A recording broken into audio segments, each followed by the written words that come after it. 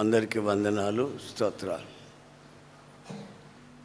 మీ కొరకు ప్రార్థన చేసినప్పుడు ప్రభు ఒక వాక్యాన్ని నాకు చూపించారు. అదేమిటంటే యెషయా గ్రంథం 60వ అధ్యాయం మొదటి వాక్యం నేను చదువుతాను. నీకు వెలుగు వచ్చి ఉన్నది, లెమ్ము, తేజరిల్లుము, యెహోవా మహిమ నీ మీద ఉదయించెను. నీకు వెలుగు వచ్చి ఉన్నది, లెమ్ము, తేజరిల్లుము, యెహోవా మహిమ నీ మీద ఉదయించెను. ఈరోజు ఆయన సన్నిధికి వచ్చిన ఆయన ప్రజలతో ఆయన చెప్తున్న మాట ఏమిటంటే, నీ మీద ఆయన మహిమ ఉదయించింది, నీవు ఇక లేవాలి, లేచి ప్రకాశించాలి.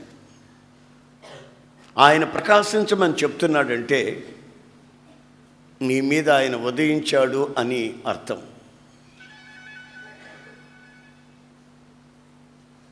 వోల్టేజీ పవర్ తక్కువగా ఉందనుకోండి, బల్బు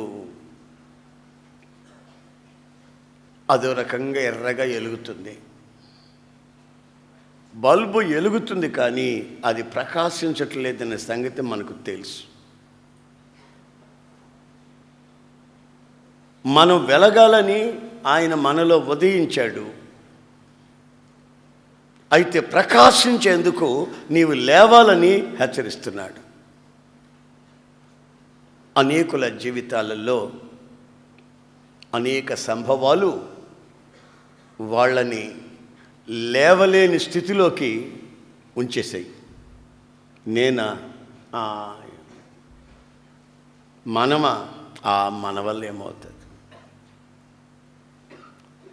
కంటితో మీరు చూసిన సంభవాలే కావచ్చు, మీ వ్యక్తిగత జీవితాల్లో మీరు పడిన పరిస్థితులే కావచ్చు,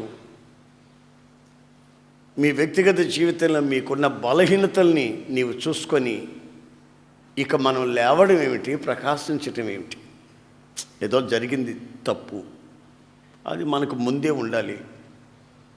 ఇప్పుడు మనం ఏ ప్రయత్నం చేసినా మన పరిస్థితులన్నీ దారుణమైపోయాయి, మన వల్ల కాదు అని నిస్పృహల మధ్యలో, నిట్టూర్పుల మధ్యలో మనిషి ఈ రోజున చతికిలబడి కూర్చున్నాడు. ఇక లేవలేను అనే స్థితిలో ఉన్నాడు. కానీ నేను ప్రకటిస్తున్నటువంటి యేసుక్రీస్తు నిన్ను లెమ్మంటున్నాడు. దేవునికి స్తోత్రం. నీ స్థితిలో నుంచి లెమ్మన్నాడు. ఒకసారి నేను వాక్యం చెప్పి ఒక సభలో అలా వెళ్ళిపోతుంటే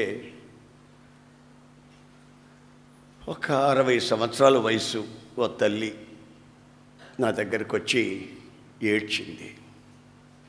బాబు, ఎంత ఘోర పాపినైనా ప్రభు క్షమిస్తాడా అని అడిగింది. అవునమ్మా, ఆయన క్షమించలేని పాపం అంటూ లేదు, క్షమిస్తాడు. ఆయన రక్తంతో కడుగుతాడు, శుద్ధి చేస్తాడు అని చెప్పాను. పాపిని క్షమిస్తాడేమో కానీ రాక్షసుల్ని క్షమిస్తాడా అని అడిగింది. రాక్షసులా? ఈ కథల్లో చదవటమే కానీ నేను ఎప్పుడు చూడలేదే. అయ్యా, నేను ఒక రాక్షసుడయ్యా. నేను కానుపులు చేస్తుంటాను, కానుపులు చేస్తుంటానయ్యా. నన్ను అందరూ తీసుకెళ్తుంటారు, కానుపులు చేయమంటారు. ఆ కాన్పులు చేసే ముందు వాళ్ళ శత్రువులు ఒక 20 రూపాయలు నా చేతికిచ్చి కానుపు పీటల మీద బిడ్డలను చంపమంటారయ్యా. ఇంచుమించుగా ఒక 70 మంది పిల్లల్ని ఈ నా చేతులతో కానుపు పీటల మీద గొంతు పిసికి చంపేసానయ్యా. వాళ్ళ కళ్ళు కూడా బయటకు వచ్చే, నాలుగు బయటకు వచ్చిందయ్యా. పసిగుడ్డు, పసి పిల్లలు. అయ్యా, నేను రాక్షసిని, నన్ను కూడా క్షమిస్తాడా? చాలామంది చాలా బోధలు చెప్తుంటారు. ఇవంతా ఇలా చెప్తుంటారులే అనుకొని నేను ఎప్పుడు దేవుని వైపు తిరగాలని కానీ, ప్రార్థన వైపు తిరగాలని కానీ, యేసయ్యని దేవుడిగా అంగీకరించాలని కానీ అనుకున్న దాన్ని కాను. ఎందుకో 2 రోజుల నుంచి సభలకు వస్తున్నాను, మీరు చెప్తున్న మాటలు వింటున్నాను. నాకెందుకో అనిపిస్తుంది, నేను నా స్థితిలో నుంచి, నా పాడు స్థితిలో నుంచి నేను లేవాలని. లేస్తే ఆయన క్షమిస్తాడా? మనిషిగా ఆయన నన్ను తీర్చిదిద్దుతాడా? నాకు మానవత్వాన్ని కలుగు చేస్తాడా అని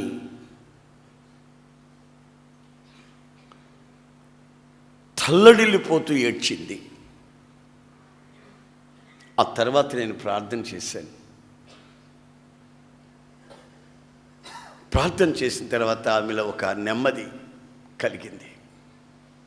మరలా నాతో అంటది, బాబు 2 రోజుల క్రితం, 2 రోజుల క్రితం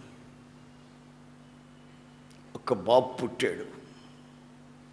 వాళ్ళోళ్ళు నాకు 50 రూపాయలు ఇచ్చారు. వాళ్ళ బంధువులు, మగపిల్లడు పుట్టాడు. ఆ పిల్లోడిని చంపేశారు. ఆ సంగతి ఆ కన్న తల్లికి తెలిసి తన తల గోడకేసి కొట్టుకుంది. మెదడు చెదిరిపోయింది. భర్త వచ్చాడు.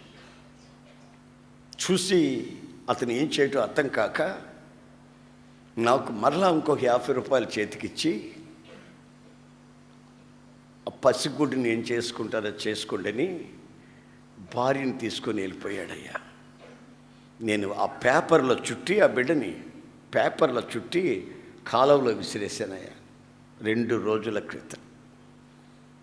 నన్ను కూడా ప్రభు క్షమిస్తాడా? నా ప్రియమైన సహోదరులారా, ఈ రోజున మనిషి ప్రవృత్తి, మనిషి యొక్క వ్యక్తిత్వం ఏ స్థితిలో కొనసాగిపోతుందో, అంతరంగాలు ఏ విధమైన స్థితిలో దిగజారి ఉన్నాయో, ఎక్కడ నిద్రపోతున్నాయో, ఎక్కడ చతికిలబడి శాపాన్ని అనుభవిస్తున్నాయో, ఎంత అదో పాతాళానికి దిగజారిపోయాయో ఒక్కసారి ఈ రోజున ఆలోచించండి. ఆమె పబ్లిక్గా ఆమె చెప్పింది గనుక,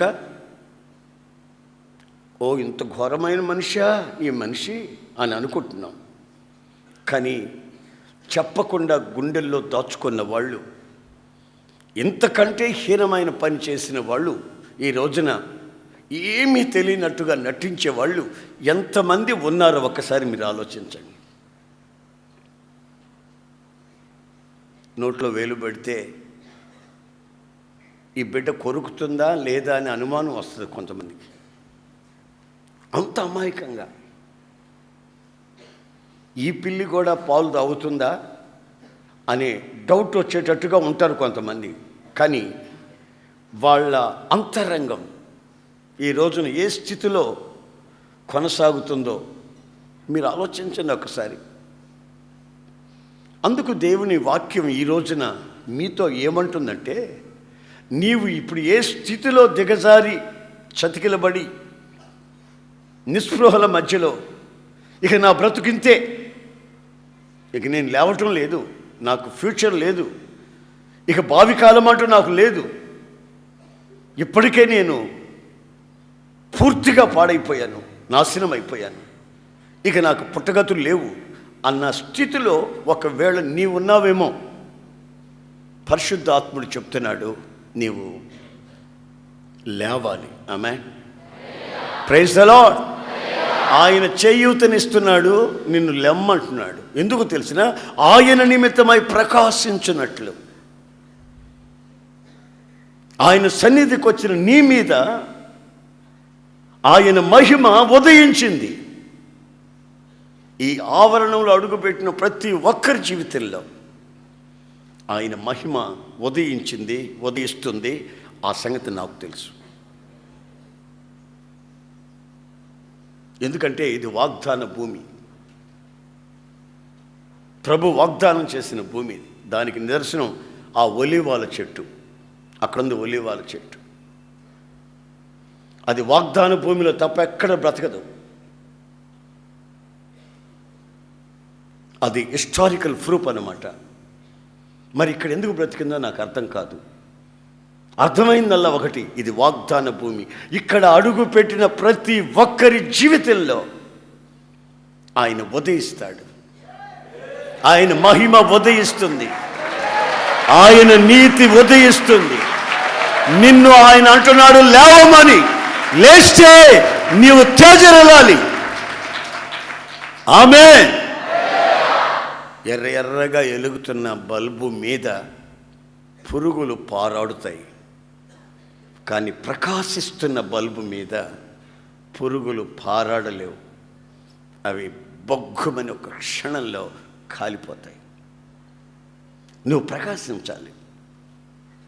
నీవు ప్రకాశించటం ఆయన చూడాలి. యేసు ప్రభు అంటాడు, నేను నిజమైన వెలుగుని, ట్రూ లైట్. మీరు కూడా వెలుగై ఉన్నారు. కానీ మీ వెలుగు ఇతరులకు ప్రకాశించున్నట్లు మీ వెలుగుని దీపస్తంభం మీద పెట్టాలి. మీ దీపాన్ని దీపస్తంభం మీద మీ దీపం పెట్టాలి. కొంచెం కింద కానీ, మంచం కింద కానీ, కంచం కింద కానీ పెట్టకూడదు. ఇతరులకి వెలుగు ఇవ్వాలి. నీ ప్రకాశంలో ఇతరులు నడవాలి. గోడ చాటును పెట్టద్దు. మీ క్రియలు వెలుగుమయమై ఇతరులకు బాట చూపించేటట్లు, దారి చూపించేటట్లుగా మీ వెలుగు ఉండాలని యేసయ్య కోరుకున్నాడు. అందుకే అంటాడు, ప్రకాశించాలి. షైన్, తేజరిల్లాలి. ఇక్కడికి ఈ వాగ్దాన భూమికి వచ్చారు, ఈ మందిర ఆవరణలోకి వచ్చారు, బాగానే ఉంది. కానీ ఒక్కొక్కరు మోకం ఎట్లుందంటే, ఇప్పుడు చెప్పకూడదు కానీ చెప్పాలి, మరి తప్పదు. ఆ మోకాల్లో జీవకళగా అమ్మట్లేదు. ఏముంది? అదొక రకమైన సావు కళ. ఏమో బస్టాండ్లో బ్యాగులు పోగొట్టుకున్న రాణుల్లాగా, సూట్ కేసు పోగొట్టుకున్న రాజుల్లాగా కూర్చొని ఉన్నారు. ఆమేన్, హల్లెలూయా. రాత్రి సరిగ్గా 4 గంటలప్పుడు, తెల్లవారుజాము 4 గంటలప్పుడు అనుకుంటాను, ఒక 16 ఏళ్ల వయసులో ఒక అమ్మాయి నా దగ్గరకు వచ్చింది. లాస్ట్ నైట్ అంటే తెల్లవారుజామున వచ్చింది. సరిగ్గా 16 లోపే దగ్గరకు వస్తుంది. నా పైన పడుతుంది. మై ఏమిటన్నా, పక్కన ఎవరు అంటున్నారు? ఆ అమ్మాయికి కళ్ళు కనబడవండి అన్నారు. ఆ పాపకి కళ్ళు కనబడవండి. దగ్గరకు పిలిచి ఆ కళ్ళ మీద చేయించి ప్రార్థన చేస్తా ఉన్నాను నేను. చక్కటి ముఖ వర్చస్సు, చక్కటి నిండు వయస్సు, కానీ కళ్ళు లేవు, చూపు లేదు. కళ్ళు ఉన్నాయి, చూపు లేవు. ఎందుకు అది నాకు ప్రభు చూపించాడో నాకు అర్థం కాల. మళ్ళీ ఇప్పుడు నేను ఇది చెప్తుంటే కూడా నా మనసులో మళ్ళా ఆ విజన్, ఆ కళ మరలా జ్ఞాపకం వస్తాను. వయస్సున్న అందచందాలే ఉన్నా కొందరికి ఆ దృష్టి లేకపోవడం, ఉన్న లాంగ్ సైట్ లేకపోవడం, దూరదృష్టి లేకపోవడం. అందుకే ప్రభు రాత్రి తెల్లవారుజాము నాకు చూపించాడు ఈ విషయాన్ని. నీ కళ్ళు నీ శరీరానికి దీపాలు. నీ దేహానికి నీ కళ్ళు దీపాలు. నీ కళ్ళు చెడిపోతే సర్వ శరీరము చెడిపోతుంది. నీ కళ్ళు వెలిగి ప్రకాశిస్తే నీ సర్వ శరీరము, నీ ఫ్యూచర్ లైఫ్ ప్రకాశిస్తుంది. కనుక ఈ ప్రకాశమానమైన జీవితం నీకు అవసరం. ఎందుకంటే చీకటితో మిళితమై ఉన్నటువంటి ఈ లోకపు వెలుగులో ఏది వెలుగో ఏది చీకటో నీకు అర్థం కాని పరిస్థితి, ఏది మంచో ఏది చెడ్డో తెలియని పరిస్థితి. అందుకే ఈ లోకంలో మనం ఉన్నప్పుడు ఇతరులకి మార్గదర్శిగా ఉండేటట్లు, మన దీపం ఆరిపోకుండానట్లు, మన యొక్క నిరీక్షణ లేని స్థితిలో నుంచి ఒక్కసారి ప్రభు మేల్కొలుపుతూ ఈ రోజున చేయి పట్టి నిన్ను లేవమంటున్నాడు. నువ్వు లేవాలి. ఆమేన్, ఆమేన్. సచ్చి కుళ్ళి కంపుకొట్టి పడిపోయి ఉంటే ఆ సచ్చిన దాన్ని చేతిని యేసుక్రీస్తులా పట్టుకొని, ఏ చిన్నదానా గెడప్ లేబగలే అని అంటే ఆ పిల్ల చిన్నది దిగ్గున లేచి కూర్చుంది. ప్రభు అంటున్నాడు విని వెంటనే, ఈ అమ్మాయికి ఆహారం పెట్టండి. ఆహారం అంటే ఏమిటో తెలుసా?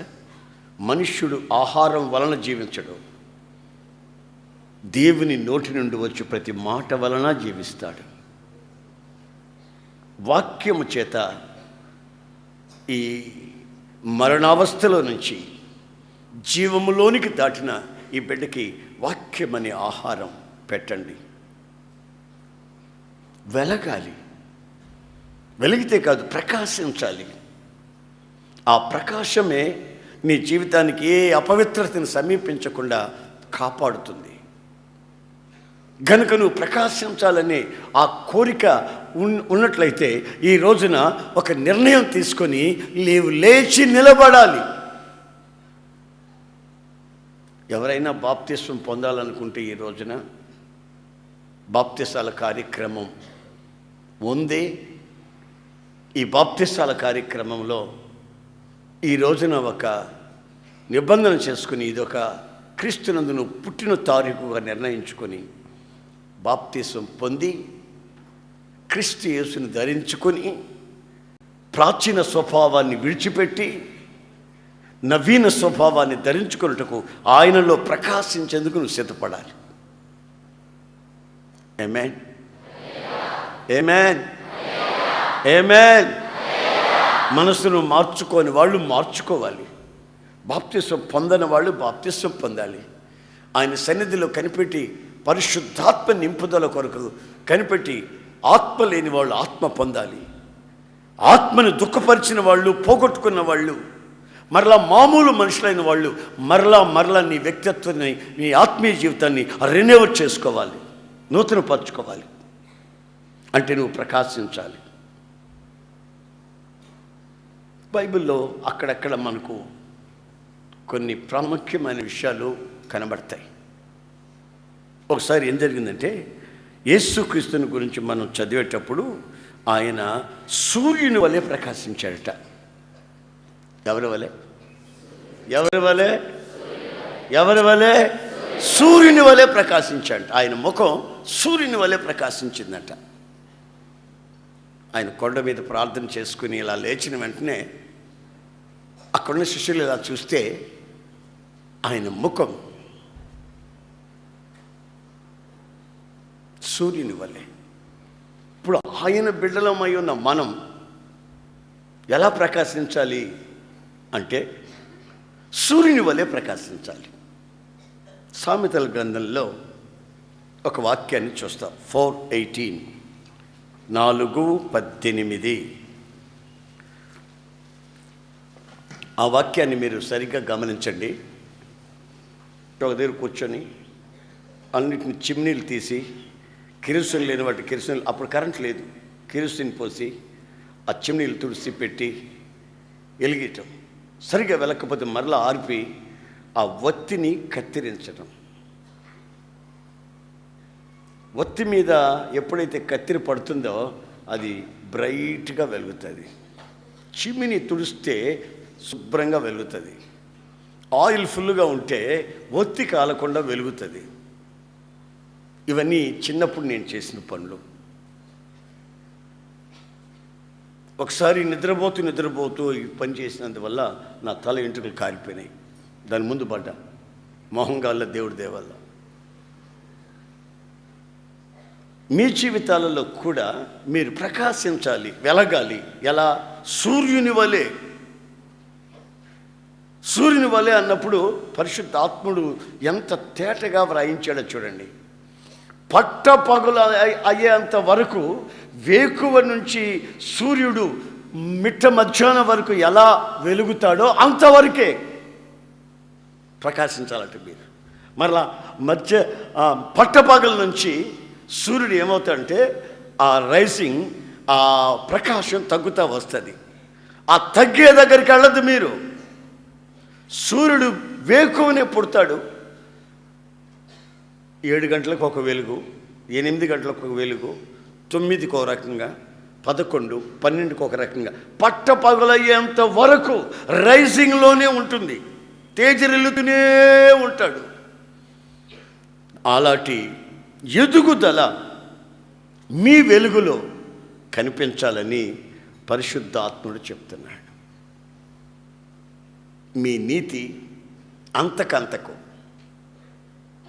మీ పవిత్రత అంతకంతకు, వేకువ నుండి మధ్యాహ్నం పట్టపగలు వరకు ఉన్నటువంటి ఆ వెలుగులో నీవు వెలగాలని ఆయన కోరుకున్నాడు. చాలామంది చెప్తారు, ఒకప్పుడండి ప్రార్థనలోనే ఉండేవాడినండి, ఒకప్పుడండి నేను మంచినీళ్ళు కూడా దాక్కుంటూ ఉపవాస ప్రార్థన చేసేదాన్నండి. ఒకప్పుడు సంగతి వదిలమ్మా, ఇప్పుడు సంగతి చెప్పు. అప్పుడండి ఇక వేరే ధ్యాస ఉండేది కాదు. ఉదయం లేస్తే సాయంత్రం వరకు పాటలు పాడుకొని, వాక్యం చదువుకొని, స్తుతించుకొని, స్తోత్రాలు చెప్పుకొని, మోకాళ్ళ మీద ఉంటే మోకాళ్ళు బద్దలైపోయాయండి, మోకాళ్ళు కాయలు కాసిపోయాయి. అమ్మా అప్పుడు సంగతి కాదు, ఇప్పుడు సంగతి చెప్పు. ఈ రోజున నీవు ఏ స్థితిలో ఉన్నావు ఆ స్థితి నుంచి లేవాలి. లేచిన తర్వాత నువ్వు ప్రకాశిస్తావు. ఎలా ప్రకాశించాలంటే అంతకంతకి. పోయిన సంవత్సరం ఉన్నట్టుగా అది ఈ సంవత్సరం, గత నెలలో ఉన్నట్టుగా అది ఈ నెల, గత వారం ఉన్నట్టుగా అది ఈ వారం, ఉదయకాలం ఉన్నట్టుగా అది ఇప్పుడు. అంతకంతకి నీ ప్రకాశిస్తూ ఉంటే అనేకులకి మార్గదర్శిగా, అనేకులకి దారి చూపించే వ్యక్తివిగా, లైట్ హౌస్లా నీ వెలుగు ప్రకాశిస్తా ఉన్నా. ఆమేన్, ఆమేన్. ఎలగవలసినటువంటి ఆ దీపం వెలగకపోతే జరిగేది ఏమిటో తెలుసా? యాక్సిడెంట్స్. రహదారుల్లో పెట్టారు లైట్ సిగ్నల్స్ అని పెట్టారు. ఆ సిగ్నల్స్ వీళ్ళని పొమ్మంటాయి, వాళ్ళని రమ్మంటాయి, వీళ్ళని వెళ్ళమంటాయి, వాళ్ళని రమ్మంటాయి. సిగ్నల్స్ వెలుగుతూ ఉంటాయి. ఆ వెలుగే ఆరిపోతే తాగుబోతాడు, లారీ వాడు వస్తాడు, అటు ఫుల్లుగా మత్తులో ఉన్న కారుడు వస్తాడు. ఎలగవలసిన దీపం ఎక్కడ ఎలగకపోతే అక్కడ అటు వచ్చేవాడు, ఇటు వచ్చేవాడు ఒక్కసారి వచ్చి యాక్షన్ చేసుకుంటారు. ఆ దెబ్బలో ఈ ఎలగకుండా ఉన్న దీపస్తంభం కూడా బోర్ల పడిపోద్ది. ఏమయ్యా నా మీద ఎక్కించారంటే, నువ్వు వెలిగితే ఎందుకు ఎక్కిస్తావు? నువ్వు వెలిగితే నా దారిని నేను పోతాను, ఆడి దారిని ఆడు పోతాడు. నువ్వు వెలగలేదు కనుక నీ మీద ఎక్కించావు. వెలగవలసిన నీవు నిలవవలసిన చోట నిలిచి ఇతరులకి మార్గము చూపించే ఆ స్థితిలో సూర్యప్రకాశము వలె నీవు ప్రకాశించాలని ఆయన ఆశిస్తున్నాడు. ఆమేన్, ఆమేన్. రెండవదిగా మనం చూసినప్పుడు పరమగీతాలు 6:10లో పరమగీతాలు 6:10లో మనం ఒక సంగతి చూస్తున్నాం. అదేమిటంటే చంద్రుడు.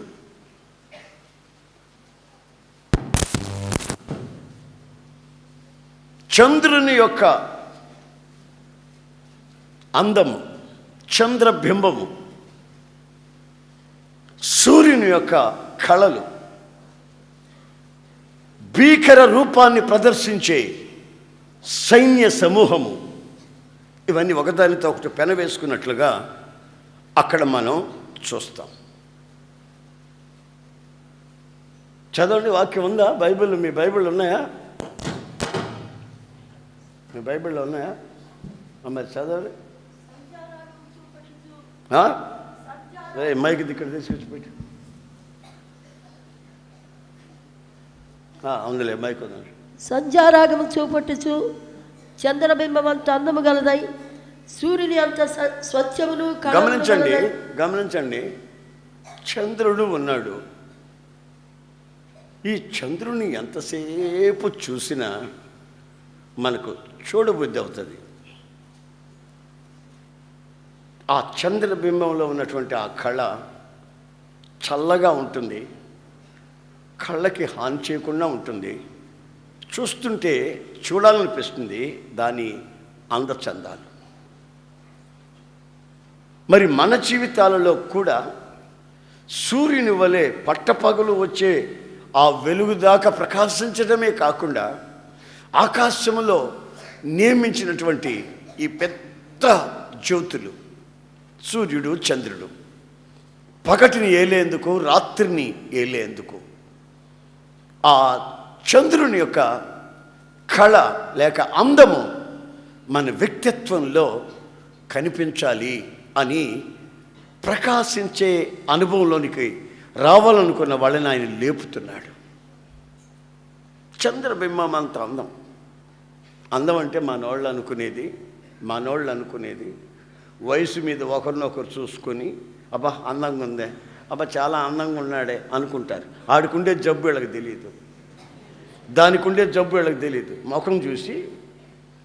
మొహం చూసి బైబిల్ రాసింది కదా, చాలా చక్కటిది, చాలా అందగత్తె, 21 సంవత్సరం దాన్ని పెళ్లి చేసుకోవాలని ఒకడు ఊళ్యం చేశాడు, ఎట్టి చాకరి చేశాడు. 21 సంవత్సరం దాన్ని చేసుకోవాలని, అందగత్తె అని. అయితే ఎంత అందగత్తో అంత దొంగ. మీరు బైబిల్లో చదివి చూడండి, అంత దొంగ. అబద్ధం చెప్పిందంటే ఎవ్వరికి అనుమానం ఉండదు. ఇక అలా చెప్తుంది అబద్ధం.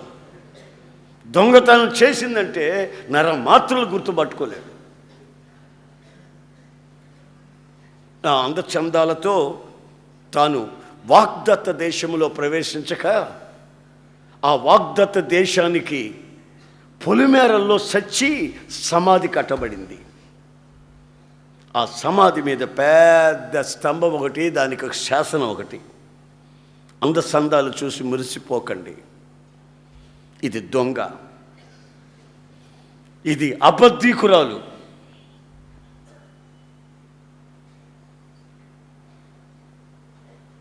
పైకి కనిపిస్తున్న అందం వేరు, అంతరంగమందు దాచబడిన గుణము అనే అందం వేరు, ఆ సౌందర్యం వేరు. ఆ గుణం అనే అలంకారాన్ని ధరించుకోమని. ఇంకా దేవుని వాక్యం ఏమంటుందంటే బ్యూటీ ఆఫ్ హోలీనెస్, పరిశుద్ధమైన అలంకారం, పరిశుద్ధతకు సంబంధించిన అలంకారం. చంద్రబింబమంత అందము కలదై ప్రకాశించాలి. ఆ వ్యక్తిగత ప్రకాశమే మన జీవితానికి మంచి రిజల్ట్ ఇస్తుంది. మన జీవితాంతం శాంతి సమాధానాలతో బ్రతుకుబాటుని ముందుకు సాగించగలం.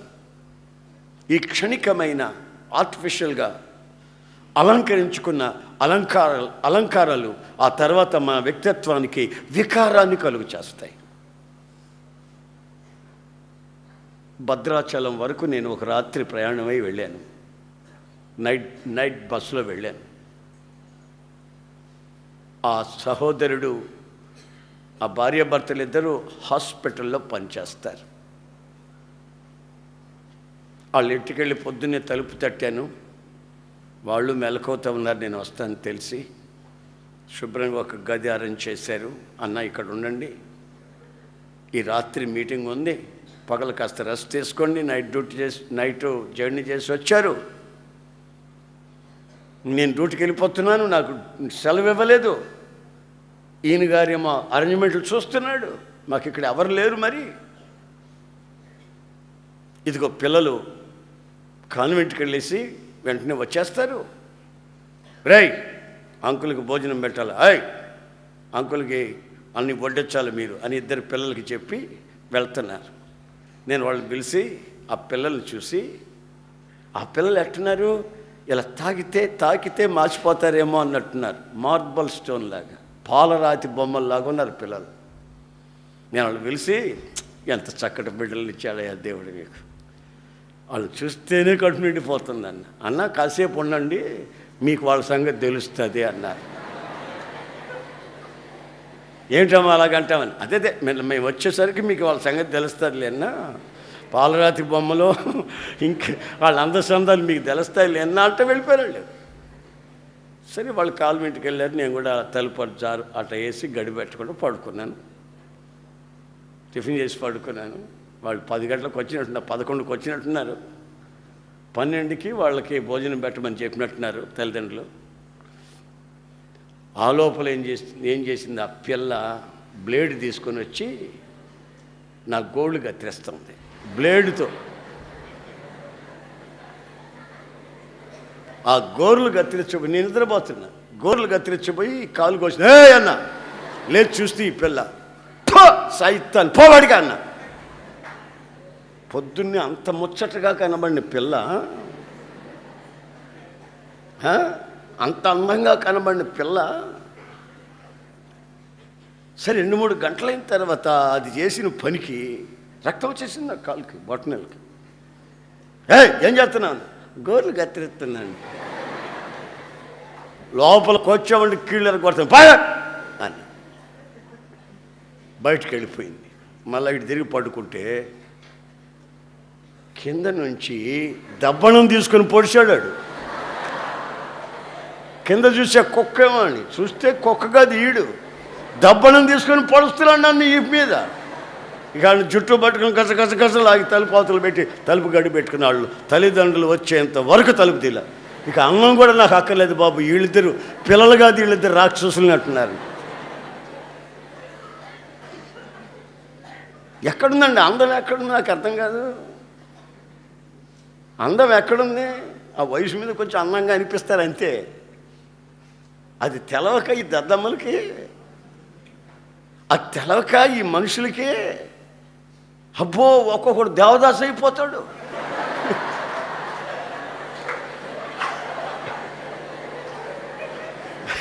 ఒక్కొక్కడు దేవదాసు, నువ్వు లేకపోతే బతుకేలేదు అంటాడు. నేను నా జీవితంలో పెళ్ళే చేసుకోవాలంటాడు. తెలివి తక్కువడు.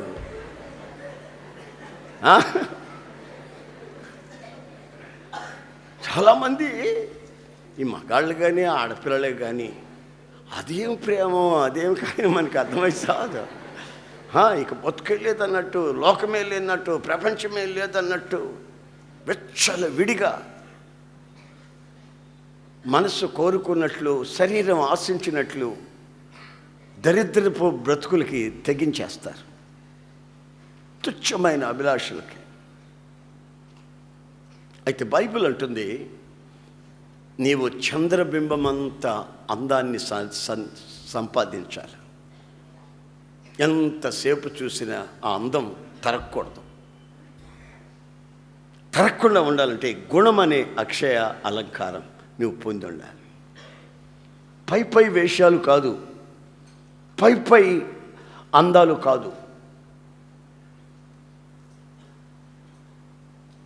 నా ప్రియమైన సహోదరులారా, క్షణికమైనటువంటి తుచ్చమైన అభిలాషల్లో పడి నిండు 100 ఏళ్ల జీవితాలు శాపంగా మార్చుకోకుండా ఉండాలని ప్రభు అంటున్నాడు. ఇప్పుడు నీ ఉన్న స్థితి ఏంటో తెలుసుకొని అక్కడి నుంచి నువ్వు లేవాలి. అక్కడికి కూర్చోకూడదు. ఆ స్థితిలో నువ్వు ఇక ప్రవర్తించకూడదు. ఆ స్థితిలో నిలిచి ఉండకూడదు. అంతకి అంచెలంచెలుగా నీవు నీ వ్యక్తిత్వంలో నీ నిట్టూర్పులు వదిలి, నా ప్రభువు నన్ను ప్రతి విషయం నుంచి క్షమించి, బుద్ధి చెప్పి, హెచ్చరించి, నన్ను పవిత్రమైన మార్గంలో, శాంతి సమాధానం కలిగిన మార్గంలో, నా కుటుంబ వ్యవస్థ శాంతి పవిత్రతగా ఉండే ఆ దిశగా నన్ను నడిపిస్తాడు. నేను చేసిన అక్రమం, పాపం, దుర్మార్గత అది నాతోనే ముగించబడదు. నా కుటుంబం మీద, నా పిల్లల మీద, నా తర్వాత నా వ్యక్తిత్వం మీద అది పడుతుందనే సంగతి గుర్తించి ఈ రోజున నీవు లేవాలి. లేచి చంద్రబింబం అంతా కొంతమంది వచ్చి మాట్లాడితే 1-2 మాటలు మాట్లాడిన తర్వాత అయిపోయిందా, ఇంకా ఉన్నాయా, ఇప్పుడు చాలులే అనిపిస్తుంది. ఎందుకంటే వాళ్ళ మాటల్లోనే అదో రకమైనటువంటి అపవిత్రత, అవసరం లేనివి, అనవసరమైన జోకులు, నవ్వులు, ఇకిలింపులు, పలకరింపులు, సరసోక్తులు, ఇవన్నీ ఒకదానితో ఒకటి పెనవేసుకొని ఒకసారి ఆపు బాబా, నువ్వు చెప్పిన చాలే కాపు అనే స్థితికి కొందరు చెప్తుంటే ఇంకా 4 మాటలు చెప్తే బాగుండేది కదా అని అనిపిస్తుంది. కొందరితో సహవాసం చేస్తే 2 రోజుల సహవాసానికి ఎంత మార్పు వచ్చిందే నాలో, ఇంకో వారం సహవాసం చేస్తే ఇంకెంత మార్పు కలుగుతుందో అనే స్థితికి చంద్రుడిని చూస్తుంటే ఇంకా ఇంకా ఇంకా ఇంకా చూడాలనే ఆ ఆధ్యాత్మికమైన చల్లదనం, నెమ్మది మన వ్యక్తిత్వంలో కొట్టొచ్చినట్టుగా కనబడాలి. ఆమేన్, ఆమేన్. మధ్యాహ్నం వెలుగు నుండి సాయంత్రం వెలుగుగాక తరిగిపోతున్న సూర్యుని ప్రకాశం కాదట, రైజింగ్లో ఉన్న సూర్యుని ప్రకాశమే నీలో ప్రకాశించాలి. మూడవదిగా మనం గమనించినట్లయితే, మూడవది 51వ కీర్తన 7లో దావీదు ఏమని చెప్తున్నాడో గమనించండి.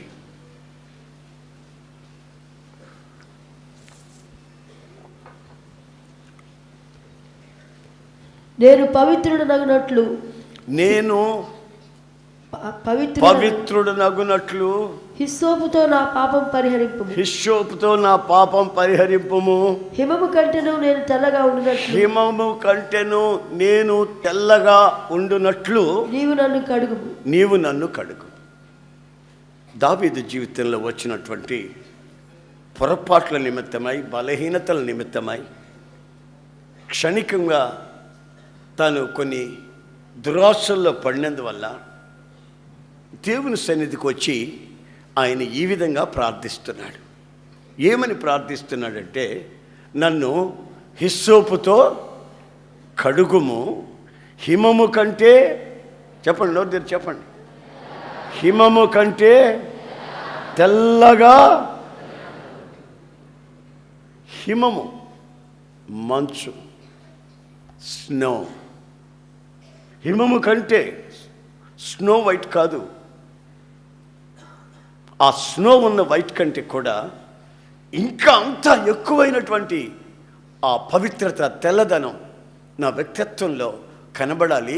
అలా నా హృదయాన్ని కడుగయ్యా, అలా నా హృదయాన్ని కడుగు. తన పశ్చాత్తాపంలో ఉన్నటువంటి ఆంతర్యం అది. కొంతమంది చేసే పనులు చేస్తూ ప్రభు సన్నిధికి వచ్చి, ప్రభువా నా సంగతులన్నీ నీకు తెలుసయ్యా, నువ్వేం చేసుకుంటావో చేసుకోయ్యా, నీకే వందనాలయ్యా అని ఒక మాటలో ముగించేస్తారు. అయితే దైవజనుడు, దేవునిని ఎరిగినవాడు, దేవుని పరిశుద్ధతను కోరుకున్నవాడు తన వ్యక్తిత్వంలో జరిగిన పొరపాట్ల నిమిత్తమై ఆ 51వ కీర్తన అంతా మీరు చదివితే మీకు ఇంటికి పోయి తెలుస్తుంది. ఆయన ఎంత కుమిలిపోతున్నాడో, ఎంత బాధపడిపోతున్నాడో, చివరికి హిమముని పోలిస్తున్నాడు. హిమము ఎలాగా తెల్లగా బ్రైట్గా ప్రకాశిస్తుందో దాని వలె నన్ను మార్చమన్నాడు. ఆ హిమముని మనం గమనించినట్లయితే, ఆ హిమకొండలు, హిమగడ్డలు, ఈ ఐసు గడ్డలు ఇవన్నిటిని గమనిస్తున్నట్లయితే ఒకటి మాత్రం నిజం. అదేమిటంటే, ఇటువైపు నుంచి చూస్తే అటువైపు మనిషి కనబడతాడు, మధ్యలో హిమ ఉంటుంది, ట్రాన్స్పరెంట్. ఇటున్న వ్యక్తి అటున్న వ్యక్తి కనబడతాడు, అటున్న వ్యక్తి ఇటువైపు ఉన్న వ్యక్తి కనబడతాడు, మధ్యలో హిమం పేరుకొని ఉంటుంది, మంచు పేరుకొని ఉంటుంది, స్నో పేరుకొని ఉంటుంది. కానీ అటు ఇటు ఏమీ అడ్డు లేకుండా కనబడే పరిస్థితి. ఈ వ్యక్తి అటు వెళ్ళలేడు, ఆ వ్యక్తి ఇటు రాలేడు, కానీ లోపల ఏమీ లేని సంగతి వీళ్ళు గుర్తించగలిగిన పరిస్థితి. హిమము కంటే నా హృదయాన్ని తెల్లగా మార్చు. యేసుక్రీస్తుని గురించి కూడా ఒక రోజున వ్రాయబడిన మాట ఏమిటంటే, ఆయన వేసుకున్న బట్టలు ఏ చాకలి చలువ చేయలేనంత తెలుపు. ఆ తెలుపు ఏమి తెలుపది? Snow white. ఇప్పుడు మా సేవకులు ఉన్నారు, తెల్ల బట్టలు వేసుకొని. వాళ్ళందరినీ కానీ ఇక్కడ నిలబెట్టానంటే ఎవరు సోమరుడో ఎవరు మంచోడో మీకు తెలిసిపోద్ది. ఎందుకంటే ఆ బట్టల రంగు. కొంచెం సోమరితనం లేనివాడేమో శుభ్రంగా ఉతుక్కొని ఉంటాడు తెల్లగా. సోమరుడు ఉన్నాడే ఆ కంపే తగిలించుకొని తిరుగుతుంటాడు. తెలుపులు అది నేను చెప్పింది. మీరు రంగులో ఉన్నారు కనుక కింద పడినా, పొరలాడినా, బస్సు ఎక్కినా, దిగినా, మోకాళ్ళ బాగలు పట్టుకున్న, సినిమాలు చుట్టే తిరిగినా కనబడదు. రంగులో ఉంటే. ఇప్పుడు తెలుపులో ఉన్నారు కదండి. ఆ తెలుపులో కూడా తెలుపులు, పాల తెలుపు, ఏమండి, పాలు ఉండే తెలుపు వేరు, నీళ్లుండే తెలుపు, అన్నీ తెలుపులు, రకరకాల తెలుపులు అన్నమాట. ఆమె ఎవరో నాకు బట్టలు కొనిపెట్టారు మొన్న, తెల్లటి బట్టలే. ఇదొక రంగు ఉంది, ఇదొక రంగు ఉంది, కానీ తెలిపే, రెండు తెలిపే. ఇదిగో తెలుపు ఉంది, ఇదొక తెలుపు ఉంది. ఈ రెండింటి కలపేదానికి మా వల్ల కాల. అంటే అర్థం ఏంటంటే, స్నో వైట్ అంటే అర్థం ఏంటంటే, హిమము వలె తెల్లగా కడగమంటే అంతరంగమందు ఏమీ ఇక దాచబడింది ఉండకూడదు. మచ్చ, డాగు, ముడత అంతరంగమందు ఏమీ కనిపించకూడదు. ఇటు నుంచి చూస్తే అటు నుంచి ఉండే వాళ్ళకి ఏమి ఇక్కడ అడ్డు ఏమీ ఉండకూడదు. Praise the lord, praise the lord, హల్లెలూయా. ఈ వాక్యం చదివేటప్పుడు నాకు ఒక అమ్మాయి గుర్తొచ్చింది. ఆ అమ్మాయి పేరు రిబ్కా. ఎవరు చెప్పండి, గట్టిగా చెప్పండి. అమ్మాయి పేరు రిబ్కా, కన్యక. నీళ్లు తెచ్చుకునే దానికి బావికి వెళ్ళింది. అక్కడ ఒక పెద్ద ఆయన మాట్లాడాడు కొన్ని సంగతులు మాట్లాడాడు. నువ్వు ఎవరు కూతురివి, ఎవరమ్మాయివి, ఇంటి పేరేంటి, అది ఇది మాట్లాడాడు. ఈ అమ్మాయి కూడా అక్కడ కొంచెం పరిచయం చేసింది. ఆ నీళ్లు పోయడం, ఒంట్లకి నీళ్ళు పోయడం అంతా చేసింది. తర్వాత మా ఇంటికి రాయి గారు అని పిలిచింది పెద్ద అయింది. సరేనమ్మ అన్నాడు. ఈ అమ్మాయి ఏం చేసిందో తెలుసా? బైబిల్లో ఆ అమ్మాయి గుర్తొచ్చిన వెంటనే నాకు స్ట్రైక్ అయింది. అట్లాగే అందరూ ఆడపిల్లలు పెళ్ళిళ్ళు కాకముందు ఈ విధంగా ఉంటే ఎంత బాగుండేది అనిపించింది. ఆ అమ్మాయి పరిగెత్తుకుంటూ వెళ్తుంది. మాయ్ పాప చిన్నదానా ఆగు, నేను కూడా వస్తున్నాను కదా, రమ్మన్నావు కదా మా ఇంటి దాకా, వస్తున్నాను కదా, కళ్ళనిస్తారని మీరు ఆగండి కొంచెం, మళ్ళీ వచ్చి చెప్తాను నీకు. నేను రమ్మన్నానులే, మరి మా ఇంట్లో అడగొద్దు, నువ్వు వచ్చేస్తే ఎట్లా, తీసుకొని డైరెక్ట్గా తీసుకొని వచ్చేసే దండం పెట్టు అంటే ఎట్లా? వాళ్ళ తల్లిదండ్రులు తెచ్చుకొని చూస్తారు, ఈ పనికి మాలింది ఎవర్రా అమ్మాయి, ఈడెవడు దండం పెట్టంటున్నావేంటి, ఈయన మా నాయన, ఈయన మా అమ్మ, దండం పెట్టు అంటే కుదురుతుందా? ఎవడాడు ఎవరు, ఏం జరిగింది ఏం తెలియదా? ఈ అమ్మాయి మాట్లాడినంతసేపు మాట్లాడి పరిగెత్తుతుంది. ఏమిటి అమ్మాయి పరిగెత్తుతుంది అని అనుకుంటే పోయి వాళ్ళ తల్లికి, వాళ్ళ ఇంట్లో వాళ్ళకి అక్కడ బావి దగ్గర మాట్లాడుకున్న సంగతులు అన్నీ చెప్పింది, వివరంగా అన్నీ చెప్పింది. ఒకసారి ఆలోచించండి, బావి దగ్గర మాట్లాడుకున్నారో, లేకుంటే కాలేజీలో మాట్లాడుకున్నారో, లేకుంటే బస్ స్టాపింగ్లో మాట్లాడుకున్నారో, ఎక్కడ మాట్లాడుకున్నారో మనకు తెలియదు. మరి మొత్తం మీద మాట్లాడుకోవడం జరిగింది. ఒకరినొకరు నచ్చారు, మెచ్చారు, బాగానే ఉంది. ఇంకంతేనా? పరిగెత్తుకుంటూ వెళ్ళి ముందు ఫస్ట్ తల్లి కుటుంబంలో వాళ్ళ అన్న వాళ్ళకంతా చెప్పుకుంది. పోయి ఇది జరిగింది, పలానా బావి దగ్గర ఇది జరిగింది. ఎక్కడున్నాడు అతను? అదిగో బావి దగ్గరే ఉండమన్నా, నేను ఇంటికి రావద్దన్నా, అక్కడే ఉండండి, మా వాళ్ళని పంపిస్తాను అన్నా. అప్పుడు లాబాను వెళ్ళాడు, విషయాలన్నీ మాట్లాడుకున్నాడు. ఆశీర్వదించబడిన వాడ ఇంటికి రమ్మన్నాడు. ఈ రోజున ఒక్కసారి ఆలోచించండి. అమ్మా, నీకు పెళ్లి చేస్తున్నావు. నాకా పెళ్ళి? అప్పుడు ఏం వాసన వచ్చింది? నువ్వు చేసుకో. విషయాన్ని ఏం మాటలు నాకు అర్థం కాదు. ఎరా నీకు పెళ్లి చేస్తున్నారా, ఉద్యోగం రావద్దా? నాకేం మీరు దండకు తిండి పెడుతున్నారు, మళ్ళీ ఇంకో దాన్ని తీసుకొచ్చి పెళ్లి చేస్తారా, ఉద్యోగం రాని అంటుంటాడు. అట్లాగే అన్నాడు ఒకడు. వాళ్ళ అమ్మ వచ్చి నాకు దండం పెట్టి, అయ్యా పెళ్లి చేసుకోమని చేసుకోండి, ఉద్యోగం అంటున్నాడు అయ్యా, విశాఖపట్నంలో ఉన్నాడయ్యా అని చెప్పింది. ఎప్పుడు నేను వెళ్ళొచ్చావా విశాఖపట్నం అన్న? వెళ్ళి రాలేదయ్యా అన్న. వెళ్ళి రమ్మన్నా. వెళితే అక్కడ వాడికి ఇద్దరు బిడ్డలు తండ్రాడు. పాపం తల్లి గడ్డి అమ్ముకొని పెంచి వాడిని చదివించింది. గడ్డి అమ్ముకొని వాడిని పెంచిందండి. పచ్చిగడ్డి కోసి వాడిని చదివించింది డాక్టర్ వరకు. వాళ్ళ అమ్మకి ఏం చెప్తున్నాడు? పర్మనెంట్ అవునే ఉద్యోగమా చేసుకోవడానా, ఎప్పుడు ఎంతసేపు నీకు పెళ్ళి గొడవ నీదే అంటుంటాడు. వాడికి అప్పటికే ఇద్దరు పిల్లలు. నాకు ఏం చెప్పింది, ప్రార్థన చేస్తున్నప్పుడే నాకు తెలిసింది. ఏంటది? ఆడు ఈమె లైన్లో లేడు, తల్లి లైన్లో లేడు.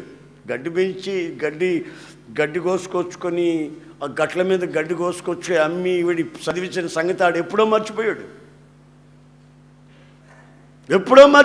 దుర్మార్గుడు. చదువుకున్నాడు కానీ సంస్కారం లేదు. ఆ తల్లి అమాయకురాలు. అయ్యా అబ్బాయికి పెళ్లి చేసుకోమని వాటి పోయినప్పుడు చెప్పయ్యా అంటుంది. పాపం తెలవక అడిగినప్పుడల్లా హృదయంలో ఒకటి పెట్టుకుంటున్నాడు, నోటితో ఇంకొకటి మాట్లాడుతున్నాడు. చూశారండి, హృదయంలో ఉన్నది ఒకటి, నోటితో మాట్లాడేది ఒకటి. అందుకే దావీదు అంటాడు, నా హృదయాన్ని ఎట్లా కడగాలంట, ఎట్లా శుద్ధి చేయాలంటండి? హిమము వలె. చూడండి, దైవజనులు దేనికి తమ హృదయాలను పోల్చుకుంటున్నారు. ఒక ప్రక్కన సూర్యుని వలె, ఒక ప్రక్కన చంద్రబింబం అంతా అందం, మరో ప్రక్కన మనం ఎలా షైన్ అవ్వాలి, ఎలా ప్రకాశించాలి, మన ప్రకాశం ఎలా ఇతరులకు ప్రయోజనపడుతుంది, మనం ప్రకాశించే ప్రకాశం ద్వారా మన ఆధ్యాత్మికమైన స్థితి ఎలా స్థిరపడుతుంది.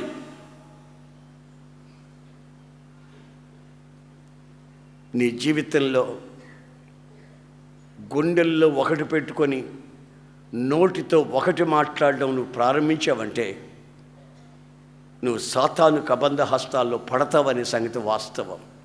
రాసి పెట్టుకోండి, స్టాంప్ వేసి. నేను సంతకం పెడతాను. గుండెల్లో ఒకటి ఉంచుకొని, హృదయంలో ఒకటి ఉంచుకొని, పైకి నోటితో ఇంకొకటి మాట్లాడే అలవాటు చేసుకుంటే, ప్రభు అయిన యేసుక్రీస్తు ఏమన్నాడు తెలుసా? మీరెవరైనా సరే అవునంటే అవును, కాదంటే కాదు అని మాట్లాడుకోండి. వాటికి మించినవి ఏమైనా ఉంటే అవన్నీ సాతాను నుండి పుట్టాయి. రక్షించబడ్డాము, వస్తున్నాం, మందిరానికి వస్తున్నాం, బైబిల్ కూడా చదివాము, మాకు బ్యాడ్జీలు కూడా ఇచ్చారు, పెన్లు కూడా ఇచ్చేశారు, అమ్మో ఇంకేముంది మా పరిస్థితి అని మీరు అనుకుంటున్నారేమో. కానీ లోపల ఒకటి బయటకు ఒకటి. హిమము వలె నీవు ప్రకాశించాలని, హిమములాగా నీవు తేట తెల్లగా పవిత్రపరచబడాలని, ఆ పవిత్రతని నీలో కోరుకుంటున్న దేవుడు చెప్తున్నాడు, నీ అంతరంగమందు దాచబడిన సంగతి ఏమీ ఉండకూడదు. ఎంతమంది ఈ రోజున ఈ పద్ధతిని అనుసరిస్తున్నారు? మాట్లాడుకుంటున్నారు వస్తున్నారు.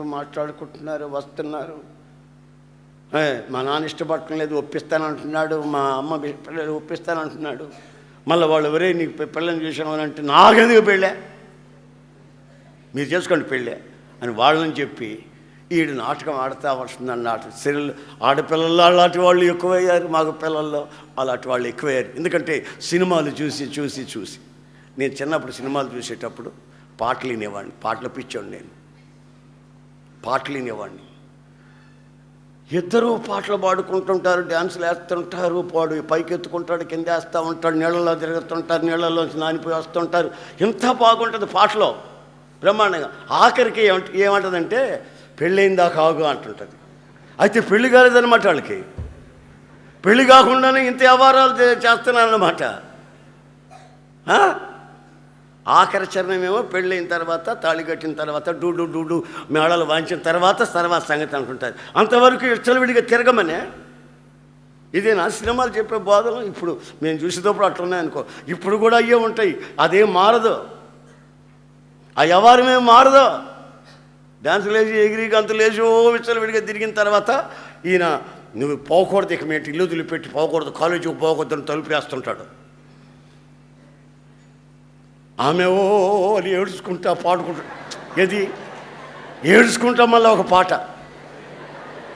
ఏమండి, ఆడు తాడు పైకేసి ఎక్కుతా ఉంటాడు.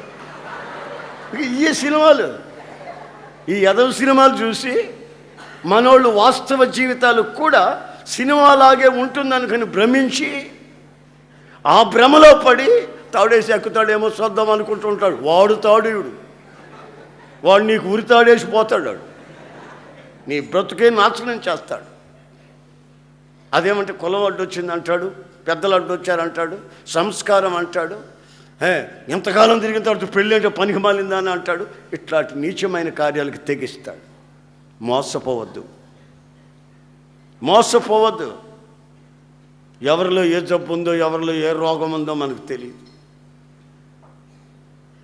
గవర్నమెంట్ కూడా చెప్తున్నారు, పెళ్ళికి ముందు పరీక్షలు చేయించుకోండి, ఆ జబ్బు ఉంటుందేమో చూసుకోండి అని. అవును, మరి ఎవరిలో ఏముందో గవర్నమెంట్కే తెలియట్లే. ఆ ఆరోగ్య శాఖ మంత్రి పోయి పరీక్ష చేయించుకున్నాడు, ఆయనకు ఉందేమో లేదని, ఆయనకు ఉందో లేదో అని ఆయన పరీక్ష చేయించుకున్నాడు. ఆ వయసులో ఆ జబ్బు ఉందో లేదో తేల్చుకున్నాడు, ఆయన కూడా పరీక్ష చేయించుకొని. ఎందుకంటే చెప్పలేం, ఉందేమో. ఎవరిలో ఏ రోగం దాచబడి ఉందో తెలియని భయానకమైన పరిస్థితులు ఈ రోజున ఈ కుళ్ళిన సమాజం సాగిపోతూ ఉంది. నా ప్రియమైన సహోదరులారా, నా బిడ్డలకు చెప్పుకున్నట్టు చెప్పుకుంటున్నాను, నా కన్న బిడ్డలకు చెప్పుకున్నట్టుగా, ఈ లోకంలో మీరు చూస్తున్నవేవి శాశ్వతం కాదు. కాస్త నిబ్బరమైన మనస్సు కలిగి, మనస్సులో ఉన్నది ఉన్నట్టు తల్లిదండ్రులకు చెప్పుకొని, పెద్దలకి చెప్పుకొని, నీ జీవిత సమస్యకి ఒక జవాబు నువ్వు పొందాలి. పరిగెత్తుకుంటూ పోయి రిబ్కా, ఆమేన్, ప్రైజ్ ది లార్డ్, పరిగెత్తుకుంటూ వెళ్ళి చెప్పింది. తన జీవితాన్ని ఒకసారి నేను ఆలోచించి చూశాను. చాలామంది భక్తులకి పాత నిబంధన గ్రంథంలో చూస్తే ఆ పోరు ఎక్కువ ఉన్నింది. ఏది? ఇంకొక పోరు, ఆ పోరు ఎక్కువ ఉన్నింది ఇండ్లలో. కానీ రిబ్కాకు మాత్రమే ఆ ఇంట్లో మరొక మనిషి పోరు మాత్రం లేకుండా శాంతి సమాధానాలతో బ్రతికింది. కారణం ఏంటంటే అక్కడ బావి దగ్గర మాట్లాడుకున్న మాటలు ఇంటికి వచ్చి చెప్పింది, ఇది జరిగింది, ఇది జరిగింది, ఇది జరిగింది. మీరేమంటారు నాకు తెలియదు, మీరు పోయి సంప్రదించండి. That's all. నువ్వు చెప్పొద్దు, నేను కూడా చెప్పను, ఇట్లాగే జరుగుతుంటామంటే కుదరదు. తర్వాత జీవితం అదో పాతాళానికి వెళ్ళిపోద్ది. నిండు నూరేళ్ళ జీవితాలు శాపంగా మార్చుకోకూడదని దేవుని వాత్సల్యాన్ని బట్టి మిమ్మల్ని బ్రతిలాడుకుంటున్నాను.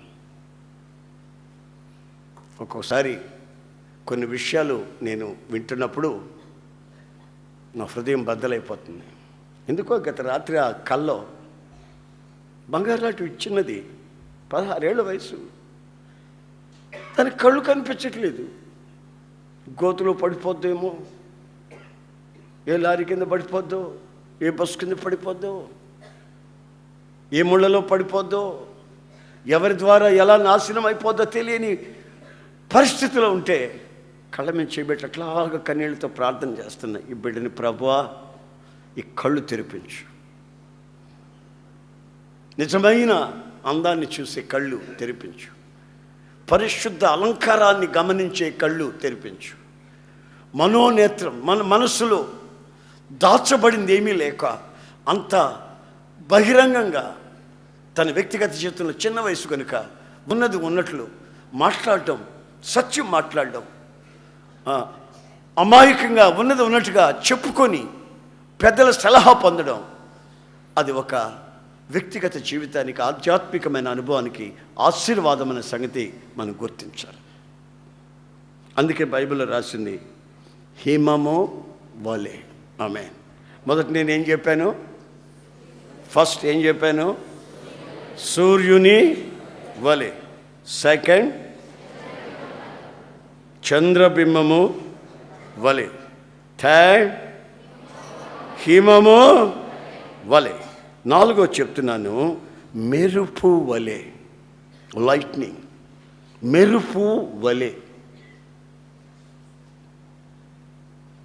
నీవు లేవాలి, ప్రకాశించాలి. ఆల్రెడీ ఆయన నీ మీద ఉదయించి ఉన్నాడు. ఆ ఉదయించిన దాన్ని ఎన్లైట్ చేయాలి, ప్రకాశింపచేయాలి. దానికి నీవు చేయవలసింది ఏంటంటే నేను మెరుపు వలె ప్రకాశించాలి. ఎవరైనా మెరుపుని అలా చూస్తూ ఉంటారండి?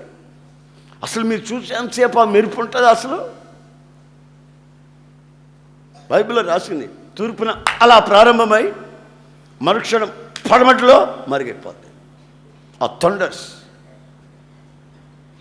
ఆ మెరుపులు, ఆ ఉరుములు వస్తూ ఉన్నాయనుకో, ఎవడు భయపడ్డు?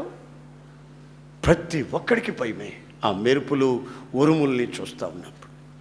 ముసలోళ్ళు కొంతమంది చెప్తారు, రాయ్ లోపలికి రా, కళ్ళు పోతాయి, లోపలికి రారా కళ్ళు పోతాయి, చూడబాక కళ్ళు పోతాయి. విసరండి, మెరుపుని చూడలేరు, చూస్తూ ఉండలేరు. అలా మెరిసి అలా అంతరించిపోద్ది, కానీ గుండెల్లో దడ పుట్టిస్తుంది. మెరుపు వలె మీరు ప్రకాశించాలి. ఆమేన్. Praise the lord. నిర్గమకాండంలో మనం చదువుతాం దీని గురించి ఒక చిన్న వాక్యం. 19:16 నిర్గమకాండంలో రాయబడింది చిన్న ఒక వాక్యం. 19:16 మూడవ నాడు ఉదయమైనప్పుడు ఆ పర్వతం మీద ఉరుములను మెరుపులను సాంద్ర మేఘము బోర యొక్క మహాధ్వనియు కలుగగా పాళెంలోని ప్రజలందరూ వణకిరి. అక్కడ రాసింది ఏంటంటే మెరుపు మెరిసినట్టుగా మీ బ్రతుకులు మెరుస్తూ ఉండాలని లేఖనం హెచ్చరిస్తుంది. నువ్వు లేస్తే నువ్వు మెరుస్తావు. నువ్వు మెరిస్తే నిన్ను చూస్తున్న ప్రజలున్నారే, నీ శత్రువులు నిన్ను చూసి పెదాలు విరుస్తున్నారే, ఓహ్ దీని బతుకు నాకు తెలియదు అంటున్నారే, ఈడు బతుకు నాకు తెలియదు అని అంటున్నారే, వాళ్ళందరట నిన్ను చూసి ఆ మెరుపులో ఉన్నటువంటి ఆ ప్రశాంతత, ఆ యొక్క మహిమను చూసి గడ గడ గడ గడ గడ గడ గడలాడిపోయి వణికిపోతారట. దేవునికి స్తోత్రం. Praise the lord. హల్లెలూయా. ఇప్పుడు నిన్ను చూసి జనం భయపడుతున్నారా, లేక నిన్ను చూసి నిన్ను రాసుకుంటూ తిరుగుతున్నారా? ఒకసారి ఆలోచించండి. నీ దగ్గర లూజు ఉంటే లూజు, ఆ లూజును బట్టి నీ మీద పడుతూ, నీతో సరదాలు ఆడుతూ జోకులు ఆడుతూ నీతో సమయం అంతా వ్యర్థపుచ్చుకుంటున్నారు. కానీ మెరుపులాగా నువ్వు మెరవాలి. ఆమేన్. Praise the lord. హల్లెలూయా. హల్లెలూయా. మెరుపులాగా మెరవాలి. ఆ ప్రకాశం నీ ఆధ్యాత్మికమైన జీవితంలో కనిపించు. పక్కింటోళ్ళు నీ దగ్గరకు వచ్చి, అమ్మాయి మేము నిన్న సినిమాకి పోయాం, అంత నీ చరిత్రే, నువ్వు చూస్తే బాగుండు, నువ్వు వస్తానంటే చెప్పు ఈరోజు మళ్ళా పోదాం అని అన్నారంటే నువ్వంటే వాళ్ళకి భయం లేదని అర్థం. నువ్వంటే వాళ్ళకి భయం లేదని అర్థం. మెరుపు లేదు నీలో. ఆ మెరుపులాగా ప్రకాశించే ఆత్మీయత లేదు. ఎందుకంటే ఈరోజు నేను సినిమాకి ఎందుకు పిలిచాడంటే అప్పుడప్పుడు సినిమా కథలు వాళ్ళ దగ్గర వింటావు కనుక. అది అప్పుడప్పుడు పుస్తకాలు తీసుకొని చదువుతుంటావు కనుక. దీనికి ఆ పిచ్చి లోపల ఉంది, పైకి మళ్ళీ ఏమి లేనట్టు కనబడుతుంది అని చెప్పి భయం లేకుండా నీతో ప్రవర్తిస్తారు. ఆమేన్. హల్లెలూయా. హల్లెలూయా. హల్లెలూయా. ఒకసారి నేను వాక్యం చెప్తున్నా, సాతానుగాడు వచ్చాడు. వాక్యం చెప్తానే ఉన్నానా, నా అతడు ఏమంటున్నాడు తెలుసా? బ్రహ్మాండంగా చెప్తున్నా వాక్యం, నీకంటే బ్రహ్మాండంగా నేను చెప్తానన్నాడు. నిజమే. యేసు ప్రభువుకే వాడు రెఫరెన్సులు చెప్పి వాక్యం చెప్పాడు. వాడు తక్కువడు కాదు.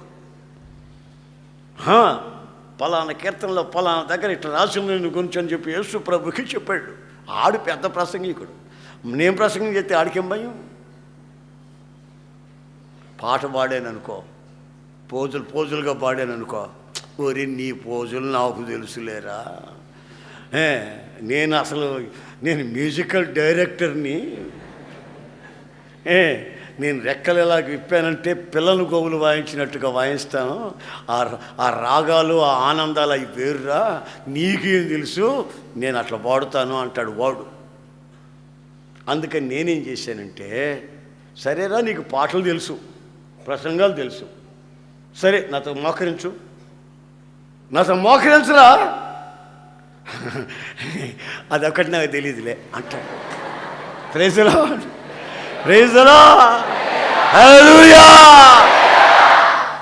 శారదా కాలనీలో ఒక ఆయన వచ్చేవాడు. నేను ఉన్నానని తెలిస్తే ఫోన్ చేసి అల్లా వచ్చేవాడు. వస్తే నన్ను కూర్చొనియడు, నిలబడినీయడు. ఇక వ్యవహారం చెప్తానే ఉంటాడు. చైన్ వ్యవహారం మనం ఒకటి తర్వాత ఒకటో జోకులు చెప్పి వ్యవహారం చెబుతానే ఉంటాడు. ఒక రోజంతా నాకు వేస్ట్ అయిపోయింది. ఇంకొకసారి ఎక్కడికో క్యాంప్ వెళ్ళి వచ్చా. ఆ రోజు నాకు బిజీ వర్క్. ఈయన వస్తే పనులు కావు, ఏదో చెప్తానే ఉంటాడు. అనో ఎక్కడ కోటాలో అంటాడు, మమ్మల్ని తీసుకెళ్ళంటాడు, ఎంతమంది వచ్చారంటాడు. ఇదే వ్యవహారం. చెడ్డ మాటలు కాదు కానీ మంచివే, కానీ వ్యవహారం మాట్లాడుతుంటాడు. దానికి ఒకటి. మూడోసారి నేను ప్రార్థన చేసుకున్నా, ప్రభువా నేను ఇప్పుడు మందిరానికి వెళ్తున్నా, ఆయన వస్తాడు, నా టైం అంతా నాశనం అయిపోతుందండి ప్రభువా, ఏం చేయాలి అర్థం కాలేదంటే వచ్చా. వస్తే నాకంటే ముందు వచ్చి కూర్చో ఉన్నాడు, అరగంట ముందు వచ్చాను మీ కొరకని. సరే అని పలకరించి స్నానం చేసుకొని వచ్చి నేను సాప ఒకటి తీసుకొని కాస్త గదిలో పోయి ప్రార్థన చేసుకున్నావు రమ్మన్నా. నాకు అర్జెంటు పని అన్నాడు. అర్థమైందండి? నాకు అర్జెంటు పనికి వెళ్ళాలన్నాడు. అర్జెంటు పని ఉంటే ఉందిలే, కొంచెం ప్రార్థన చేసుకున్నా ఒక గంట సేపు అన్న. కుదరదన్నా పోవాలన్న, వాడి అర్జెంటు పని నేను చూసిపోతానని వచ్చాడు, వెళ్ళిపోయాడు. మరలా మధ్యాహ్నం వచ్చాడు, 2 గంటలకి. నేను మంచి బిజీలో ఉన్న, వర్క్ చేసుకుంటున్నా, మ్యాగజైన్ వర్క్. వచ్చాడు, అన్న ప్రార్థన చేసుకునే పద అన్న, నాకు అర్జెంటు పని వెళ్ళిపోయాడు మళ్ళీ. చూశారండి, సాతాను సంబంధులు మనల్ని చూసి భయపడాలి అంటే మనం ఆధ్యాత్మికమైన స్థితిలో నిలిచి ఉండటం వాళ్ళు చూడాలా. వాళ్ళతో కూడా నువ్వు కూడా సరదాలు పడుతావు, నవ్వుతా, ఈకలిస్తూ ఉన్నావు అనుకో, ఇక అయిపోయింది ఈ పరిస్థితి. మెరుపు వలె. ఆమేన్. Praise the lord. హల్లెలూయా, హల్లెలూయా. రకరకాల చెట్లు ఉంటాయండి, రకరకాల చెట్లు ఉంటాయి. ఆ చెట్ల మీదకి ఎక్కి చిన్నప్పుడు ఆడుకునేవాళ్ళం, కోతి కొమ్మంచి ఆడుకునేవాళ్ళం, ఎగిరేవాళ్ళం, దూకేవాళ్ళం. అబ్బో, చింత చిగురు తిని పళ్ళని పులిసిపోయి బాగా ఆడుకునేవాళ్ళం. అదే సమయంలో ఈత చెట్టు ఎప్పుడు ఎక్కల. ఎందుకని? దాని దగ్గర ఆడుకునే దానికి కుదరదు. గమనించండి, ఈత చెట్టు ఎక్కామనుకో, కోతి కొమ్మచ్చిన జర జర జర జర జారామనుకో, పొట్ట చీల్చుకోపోయి పేగులు బయటకు వస్తాయి. ఎక్కడైనా ఆడేవు కానీ ఈ ఈత చెట్టు దగ్గర పోయి ఆటలాడకో. ఆమె ఖర్జూరపు చెట్టు, ఈత చెట్టు ఒకటిగానే ఉంటాయి, ఏం పెద్ద వ్యత్యాసమే ఉండవు. ఈ తాటి చెట్టు, ఈ కొబ్బరి చెట్టు, పోక చెట్టు, ఇవన్నీ ఒక ఫ్యామిలీ, ఒకే కుటుంబానికి చెందినవి. దీనికి కొమ్మలు లేవు. ఇది ఆకాశాన్ని చూస్తూ ఉంటుంది. ఈ చెట్టు దగ్గరకు పోయి నీవు ఆటలాడేదానికి కుదరదు, ఎందుకంటే ఇది ఆకాశాన్ని చూస్తున్న చెట్టు. నీ వ్యక్తిగత జీవితంలో ఈ రోజున నీవు ఇటు చూస్తున్నావా, ఇటు చూస్తున్నావా, పక్క చూపులు చూస్తున్నావా, నేల చూపులు చూస్తున్నావా? నీ చూపు ఇటు ఉంది. నీవు ఆకాశం వైపు చూస్తున్న వ్యక్తివే అయితే నీ దగ్గర ఎవ్వరూ ఆడుకోలేరు, నీతో ఎవ్వరూ ఆటలాడరు. నీ చూపు సరిగా లేకపోతే, నీ డ్రెస్ సరిగా లేకపోతే, నీ నడక, ప్రవర్తన, మాట తీరి పద్ధతిగా లేకపోతే ఆడుకోవాల్సిన వాళ్ళందరూ ఆడుకుంటారు. నాతో ఒక అమ్మాయి చెప్పింది, అన్నయ్య నా కొరకు ప్రార్థన చేయి. 2 నెలల నుంచి అన్నయ్య ఒక అబ్బాయి నన్ను ఎంబడిస్తున్నాడు అన్నయ్య, ఎంబడిస్తున్నాడు అన్నయ్య, ప్రార్థన చేయాలి. 2 నెలల నుంచి. చూశారండి,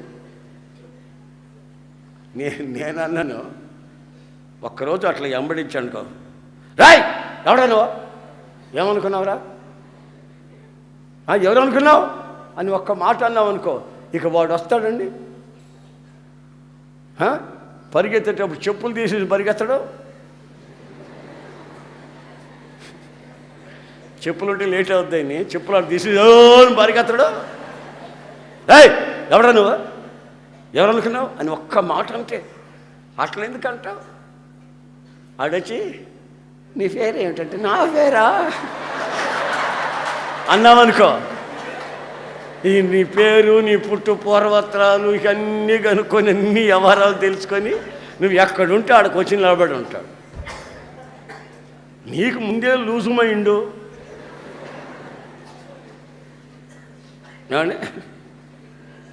నేను నా 17 ఏళ్ళప్పుడు ఈ యాత్ర ప్రారంభించాను కదా. ఈ యాత్ర 17 ఏళ్ళప్పుడు ప్రారంభించాను. ఇప్పుడు నాకు 60 సంవత్సరాలు. ఈ 17 ఏళ్ళ నుంచి ఈ 60 సంవత్సరాల వరకు ఎంతమందిని చూస్తున్నానండి ప్రపంచం మీద? ఈ ప్రపంచం మీద ఎంతమందిని చూస్తుంటానండి? ఎవరన్నా ఒకరు వచ్చి మెలికలు తిరుగుతున్నాను అనుకో, బాయ్ ఏంటి మెలికలు తిరుగుతున్నావు ఇక్కడ? లేదా అయ్యో ఆమె ఇప్పుడు మగాళ్ళైనా ఆడవాళ్ళైనా ఎందుకు అగాధంలో పడతారు, ఎందుకు పాపంలో పడతారంటే వాళ్ళలో మెరుపులాగా మెరిసే ఆ ప్రకాశం, ఆ షైనింగ్ లేక. అదే ఎక్కడో కొండ మీద మెరుస్తూ ఉంటే ఉరుములు మెరుపులు, అక్కడెక్కడో పాలెంలో ఉన్నటువంటి వాళ్ళు గడ్డలు ఆడిపోతున్నారట. ఆమె మరి మీ మీద మిమ్మల్ని చూసిన వాళ్ళు గడగడలు ఆడుకుంటే వచ్చి పైన పడుతున్నారంటే అర్థం ఏంటి? Something wrong, loose, something wrong. అనవసరంగా నీకు ఫోన్లు చేస్తున్నారంటే అర్థం ఏంటి? నీ లూజు మైండ్ బట్టి.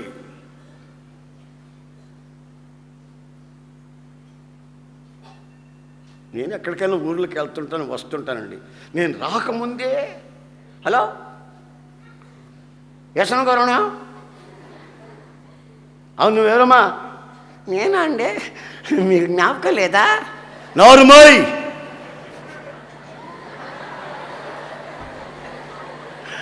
ఎప్పుడు ఆ మాట అంటాను టక్, టెలిఫోన్ టక్, ఇక పొరపాటును కూడా రింగు చేయదు.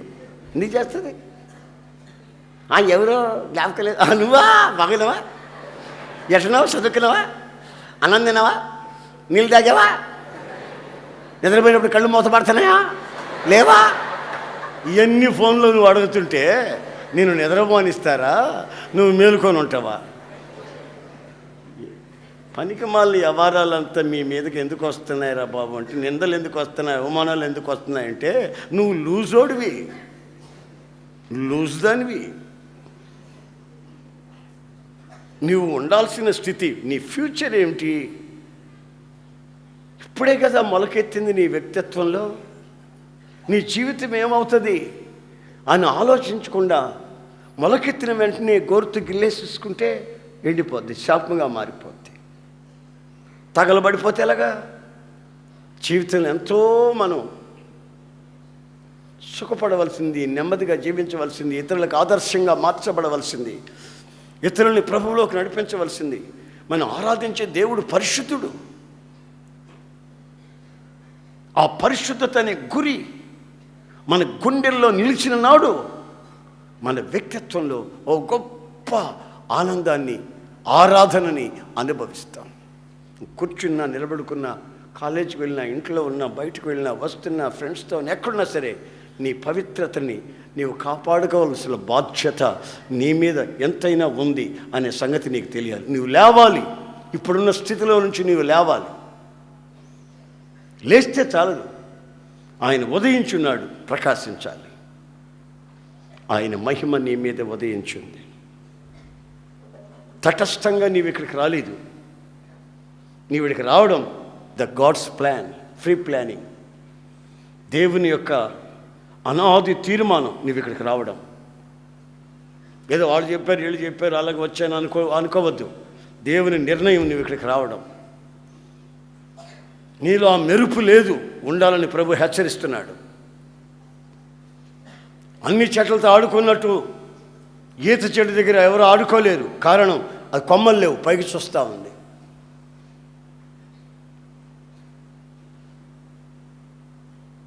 పైనుండి వాటిని వెతుకుతుంది. కొమ్మలుంటే అందరూ ఆడుకుంటారు, కోతి కొమ్మంచి. ఇప్పుడు పైనకి చూస్తూ ఉంది, ఒకే దృష్టి.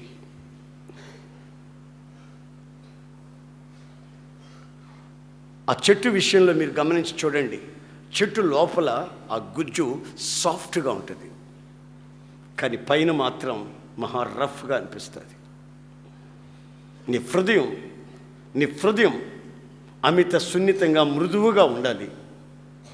దయ, కనికరం, ప్రేమ ఇవన్నీ లోపల దాచబడాలి.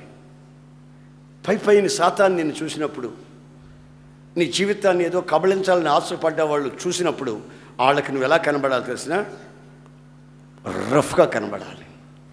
ఆమె వాళ్ళ దగ్గర స్మూత్గా మాట్లాడామంటే స్మూత్గా దించుతారు అగాధంలో.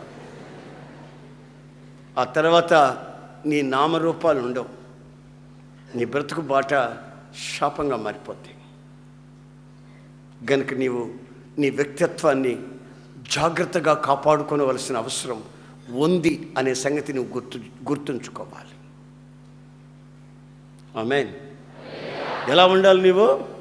చెప్పండి, ఇప్పుడు చెప్పండి. ఎలా ఉండాలి? చెప్పాలి గట్టిగా. ఎలా ఉండాలి? రెండవది,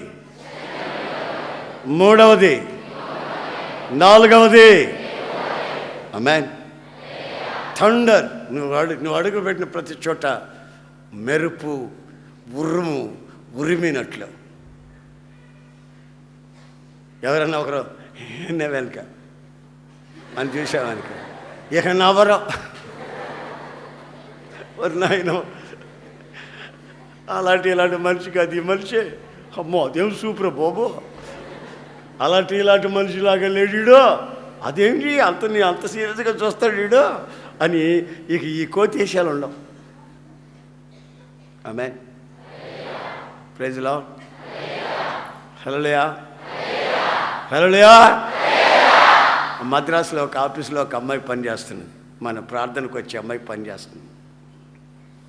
వాళ్ళ మేనేజర్ ఉన్నాడే, మేనేజరు ఆడు పెద్ద కన్నింగ్,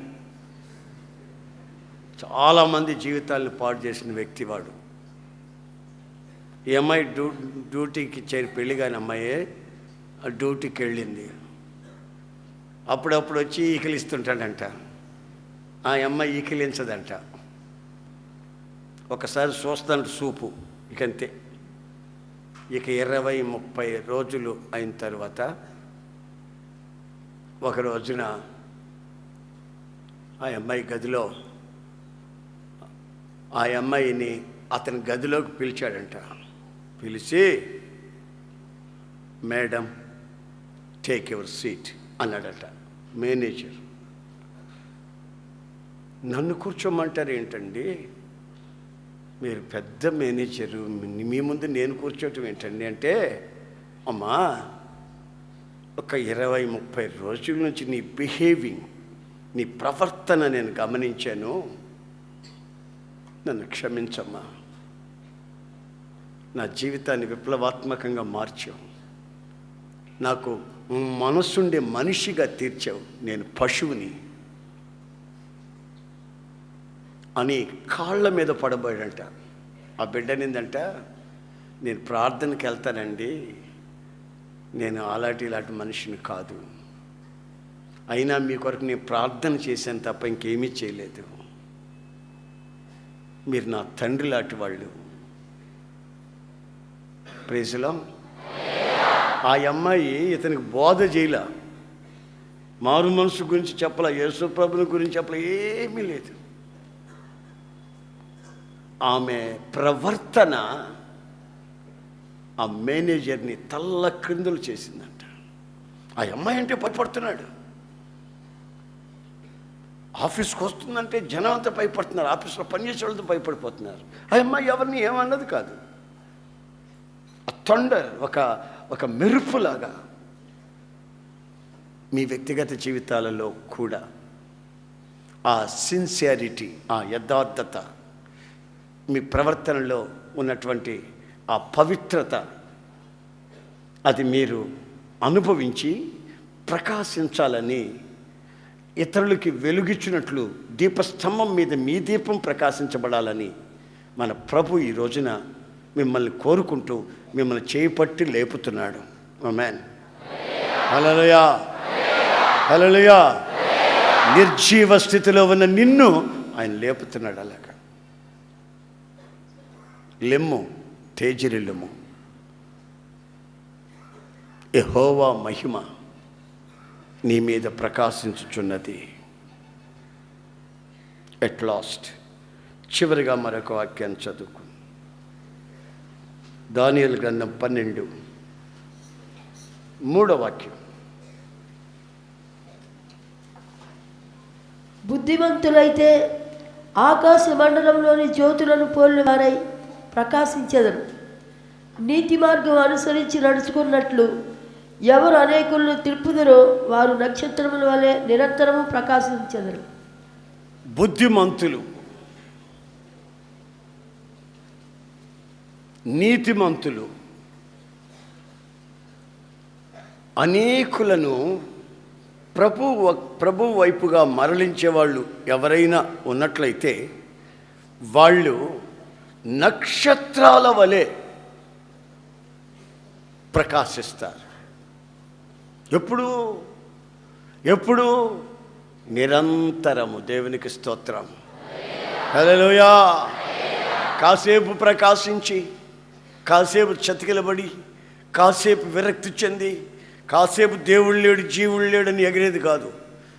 మీరు బుద్ధిమంతులైతే ఆ అనేకుల్ని దేవుని వైపు మరల్చే ఆ గుణం మీకున్నట్లయితే మీరు ఆకాశమందున్న నక్షత్రముల వలె ప్రకాశిస్తారు.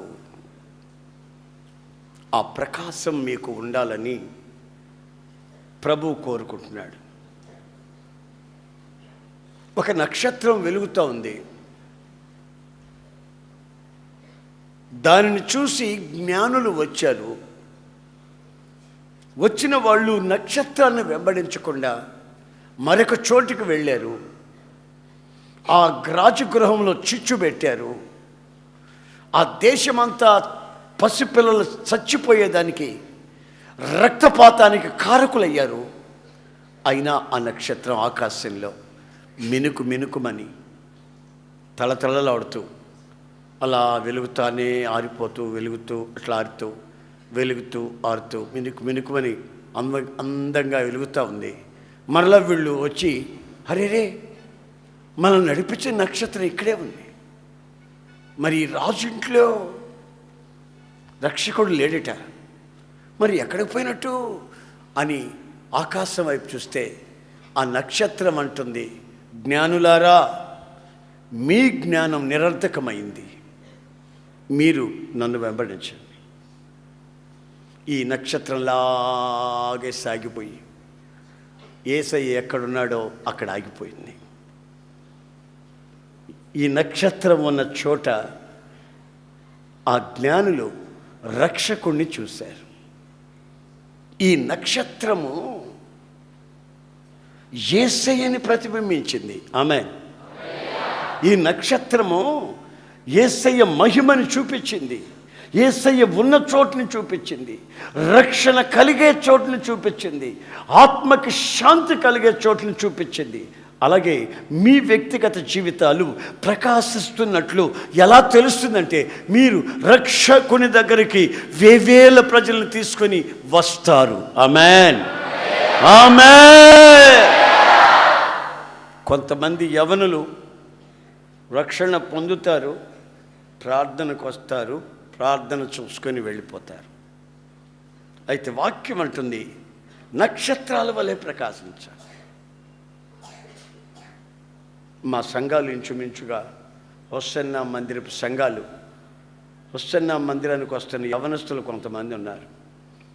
వాళ్ళు ఏ ప్రాంతంలోకి వెళ్ళినా అక్కడ సంఘం ప్రారంభమైపోతుంది. అనేకుల్ని తీసుకొచ్చేస్తారు ఆడికి.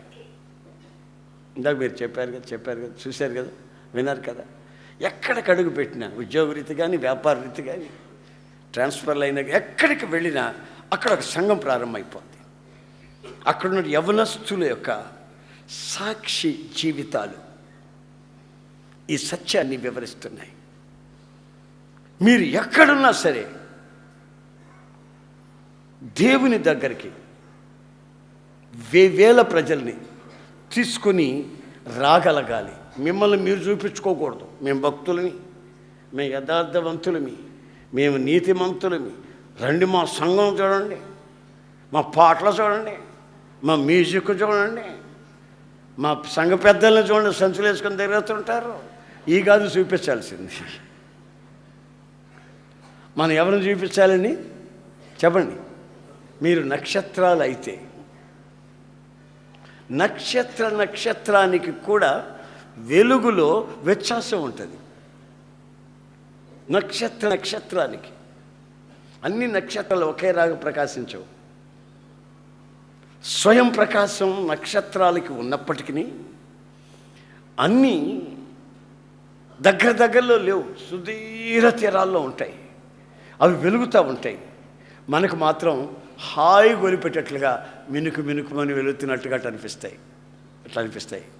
ఆ రేడియేషన్, ఆ వెలుతురు, ఆ ప్రకాశం అలాగ మనకు ఆ హాయి కల్పించేటట్లు నక్షత్రాలు ఉన్న చోట ఆ చుట్టూ ఉన్న ప్రజలు ఆ సుఖాన్ని, నెమ్మదిని పొంది ప్రభు వైపుగా మరలించబడతారు అనే సంగతి వాస్తవం. గనుక నీ వ్యక్తిగత జీవితంలో ఈ రోజున నీ పరిస్థితి ఎలా ఉందో ఒక్కసారి నీవు ఆలోచించుకోవాలి. నువ్వు నక్షత్రం అయితే ప్రకాశించాలి. ప్రకాశిస్తే జరిగేది ఏమిటంటే, మార్గం తెలియని వాళ్ళు వచ్చి చూసి మార్గం నీ ద్వారా తెలుసుకుంటారు. నీ ద్వారా తెలుసుకుంటారు. నీ ద్వారా తెలుసుకున్న వాళ్ళని ప్రభు ఆశిస్తున్నాడు. అందుకే నిన్ను లెమ్మంటున్నాడు. నీ స్థితిని ఒక్కసారి నీవు ఆలోచించుకునే చాలా ప్రాముఖ్యమైన సమయం ఈ రోజున. దేశానికి స్వతంత్రం వచ్చిందని అంటున్నారు. వచ్చిందో లేదో వాళ్ళకే అర్థం కావట్లేదు. వస్తే ఏది అని అడుగుతున్నారు. దానికి జవాబు లేదు. బ్రిటిష్ వాళ్ళు ఉన్నప్పుడు మన దేశాన్ని దోచుకొని వాళ్ళ దేశాన్ని పోషించుకున్నారు. వాళ్ళు దేశద్రోహులు కాదు, వాళ్ళ దేశానికి పెట్టుకున్నారు. ఎక్కడ దోచుకున్నా వాళ్ళ దేశానికి పెట్టుకున్నారు. వాళ్ళు దేశద్రోహులు కాదు. స్వతంత్రం వచ్చిందని మనం చెప్పుకుంటున్నారే మన వాళ్ళు, వీళ్ళు తమ సొంత దేశాన్ని దోచుకుంటున్నారు. ఎవరు దేశద్రోహులు? ఎవరండి? మన దేశాన్ని మనం దోచుకుంటే దేశద్రోహులు. వాళ్ళ దేశానికి వాళ్ళు పెట్టుకున్నారు, వాళ్ళు దేశద్రోహులు కాదు. ఇప్పుడు మన వాళ్ళే మన దేశాన్ని దోచుకుంటున్నారు. ఏ మనిషికి ఈరోజు నెమ్మది లేదు, విశ్రాంతి లేదు. అరాచకాలు, మరణాలు, హత్యలు, మారణకాండ, భయానకమైన పరిస్థితుల్లో మనిషి ఈ రోజున క్షణక్షణం భయపడుతూ బ్రతుకుతున్నాడు. అయితే నిజమైన స్వతంత్రం మన వ్యక్తిత్వంలో మనం కలిగి ఉండాలి. మనలను మనమే పరిపాలించుకోగలిగిన శక్తి కలిగి ఉండాలి. మన శరీరంలో ఉన్న అవయవాల్ని మనం పరిపాలించాలి. పాపమునికి దాసత్వం కలిగి ఉన్న అవయవాలు, కళ్ళు కానివ్వండి, నోరు కానివ్వండి, శరీరం కానివ్వండి, మనస్సు కానివ్వండి, ఆత్మ కానివ్వండి, అవయవాలన్నీ పాపమునికి బానిసత్వంగా ఉంటే ఏది మనకు స్వతంత్రత? గనుక దేవుడు మనకు స్వతంత్రత ఇచ్చి, ఆ స్వతంత్రతను ఆయన దోచుకోకుండా ఆ స్వతంత్ర పరిపాలన మొదట నీ వ్యక్తిగత జీవితంలో, తర్వాత నీ కుటుంబంలో, సమాజంలో ఆ పరిపూర్ణమైన స్వతంత్రత కనిపించాలని ఆయన కోరుకుంటున్నాడు. గనుక నీవు పాపమునికి బానిసవై పాపములోనే కొనసాగుతున్నావా, లేక తొట్టులను నీ బతుకులో హిమమోలే నీ జీవితాన్ని కడుక్కుని ఏదియో మరుగు కాకుండా ఆయన కొరకు పవిత్రమైన జీవితం చేయాలని ఆశిస్తున్నామా? మచ్చ, డాగు, ముడత లేని ఓ పవిత్రమైన సంఘాన్ని ఆయన కోరుకుంటున్నాడు. అందుకని ఆయన యవ్వన ప్రాయమందు 33.5 సంవత్సరాల వయసప్పుడే నిండు యవ్వనంలో ఆయన నిండు రక్తాన్ని, పవిత్రమైన రక్తాన్ని నీ కొరకు, నా కొరకు దారబోసాడు. ఆయన శిలువలో వేలాడుతున్నప్పుడు ఇద్దరు వ్యక్తులు అలా వచ్చారు. శిలువలో వేలాడుతున్న యేసయ్యని చూశారు. ఒకడంటాడు, గురు, ఆయన శరీరంలో నుంచి నీళ్లు కారుతున్నాయి ఏమిటి? ఆ దొంగ శరీరంలోంచి రక్తం వస్తుందే, ఈ బందిపోటు శరీరంలోంచి రక్తం వస్తుందే, ఈయన శరీరంలోంచి నీళ్లు కారుతుంది ఏమిటి? మరొకడు చెప్తున్నాడు, ఆయన శరీరంలో ఇక రక్తము లేదు, ఆఖరి రక్తపు బొట్టు వరకు నీ నిమిత్తమై నా నిమిత్తమై కార్చాడు. ఇక ఆయన కార్చాలన్న ఆయన శరీరంలో రక్తం లేదు. గెత్సెమనెలో ప్రార్థన చేస్తున్నప్పుడు, ఆ ఒలీవల తోటలో ప్రార్థన చేస్తున్నప్పుడు ఆయన శరీరంలో ఉన్న రక్త నాళాలు బ్రద్దలైపోయి ఆ రక్తమంతా చెమటలుగా కారిపోయాయి. ఆయన్ని పట్టుకునే దానికి వస్తే మధ్యరాత్రి కొరడాలు తీసుకొని, దివిటీలు తీసుకొని, బళ్ళాలు తీసుకొని రాత్రులు వస్తే ఆయన్ని ఆ తోటలో వెతుకుతూ ఉంటే ఆయన రక్తపు మడుగులో నుంచి లేస్తున్నాడు పైకి. రక్తపు మడుగులో నుంచి లేచి, ఇదిగో మీరు ఎవరిని వెతుకుతున్నారు అని అడిగాడు. మేమా నజరేయుడని యేసుని వెతుకుతున్నాం. ఇదిగో నేనే ఆ నజరేయుడని యేసుని పట్టుకోండి. ఆయన చేతులకి సంకెళ్ళు వేయబోయి వేసేదానికి వచ్చిన రాణువారు సిపాయిలు వెనక్కి అలాగే బ్రద్దలుగా పడిపోయారు. ఆయన్ని తీసుకొని వచ్చి సిపాయిలు ఉన్న చోట చిత్రవదగా కొట్టారు. కొరడాలు తీసుకొని సగం రక్తం ఆ గెత్సెమనే తోటలో మడుగైపోయింది. మిగతా రక్తం కోడాలతో కొట్టి చీలుస్తున్నప్పుడు మిగతా రక్తం కారుతూ ఉంది. శరీరం ముక్కలు ముక్కలుగా చీల్చుకొని వస్తూ ఉంది. అంతలో ఒకడు కచ్చి తీరక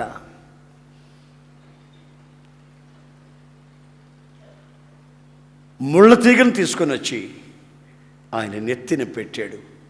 గుండ్రంగా అల్లి నెత్తిన పెట్టాడు. అంతలో మరొకడు పరిగెత్తుకుంటూ వచ్చి, యూదుల రాజా నీకు చేయమంటూ ముఖాన్ని ఉమ్మి వేస్తా, పిడిగుద్దులు గుద్దుతా, ఆ కర్రతో పెఠామని ఆ కిరీటం మీద కొట్టాడు. ముళ్ళ కిరీటం మీద.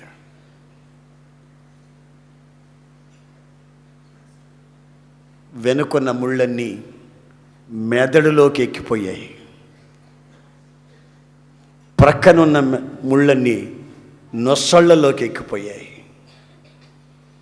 ఇక ఎదుట ఉన్న ముళ్ళు యేసయ్య కళ్ళ లోపలికి ఎక్కిపోయాయి.